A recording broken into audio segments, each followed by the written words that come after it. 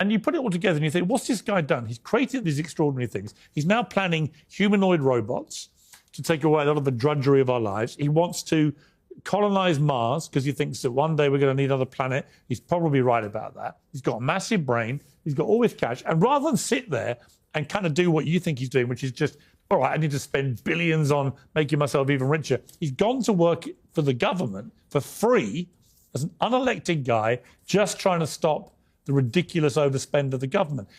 And in the process, he's employing several 100,000 people in America, and he's a South African immigrant to America, right?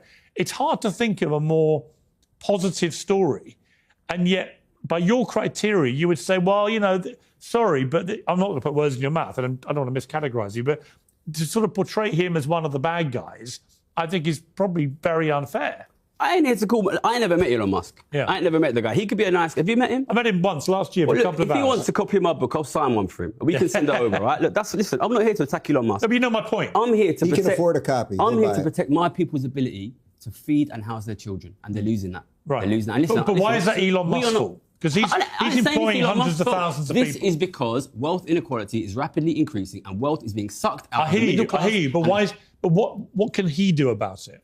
I don't expect Elon Musk to do anything. I'm not here to talk to Elon Musk. I'm here to talk to the American public and to tell them I get paid millions of pounds a year to watch your class. So what's the answer? Give me your answer. If you're now, it can only be taxed. Let me make you the treasurer. With any of the things that Donald Trump's doing as per the economy or anything that we've seen in the last month, I don't think that they're going to work. I don't think because I am somebody who has made millions of pounds betting that growing inequality will reduce living standards, and he's cutting taxes on the rich. Listen, let me ask you a question, right? You've already accepted, if we massively increase inequality, that can decrease living standards.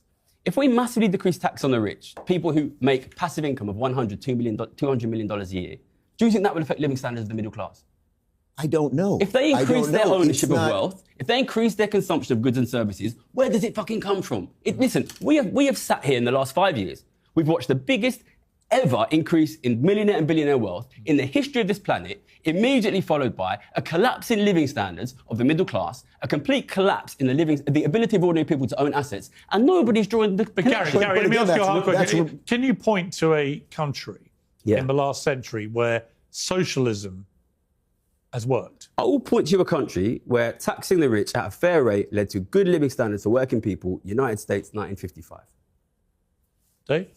Well, I would say, again, in light of the fraud and criminal negligence that has been exposed, that is being exposed literally the second as we are recording this, the idea that we would be going in right now and saying to certain people, you should give the government more money and the government will be a good steward of those dollars, I think is completely ridiculous. And we can probably all agree about the waste, right? I mean, that's a given. But sure, but the principle of what Gary's talking about. I am for everyone keeping as much of their hard-earned money as possible.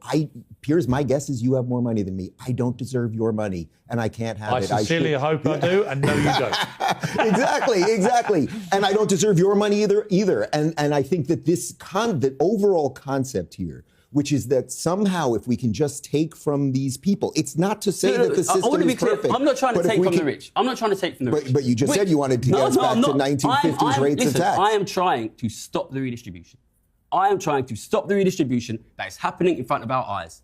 The American middle class, the British middle class is dying. Their wealth is being sucked away and is being owned by an international super rich elite who pay no tax, while the people watching this show pay 40%, 50%, while billionaires pay nothing. Let me ask you a difficult question.